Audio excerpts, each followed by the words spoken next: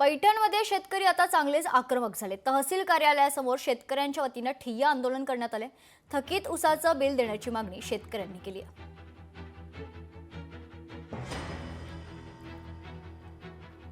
पैठण तालुक्यातील सर्व कारखानदार यांची मिलीभगत आहे आणि मिलीभगत असताना यांनी ठरवून टाकलेलं आहे की शेतकऱ्याला जीवच मारायचं आहे, म्हणून या ठिकाणी ते कोणी कोणाशी बोलत नाही आणि यांनी शेतकऱ्याला लुटायचं ठरलेलं आहे। त्यामुळं ही परिस्थिती शेतकऱ्याची इतकी विदारक झाली आणि यांनी ठरवून टाकलेलं आहे पेमेंट द्यायचं नाही, काहीच नाही, की मनमानी कारभार या तालुक्यात चाललेला आहे। शेतकऱ्याच्या बिलासाठी शेतकरी ओरडतोय। आज मी कृषी दिनाच्या माध्यमातून आज सर्व प्रशासनाला आणि नेत्यांना इशारा देतोय, जर यानंतर अशी घटना जर करण्याचा कुठं प्रयत्न झाला तर त्याला लाताखाली तोडावल्याशिवाय आम्ही स्वस्थ बसणार नाही।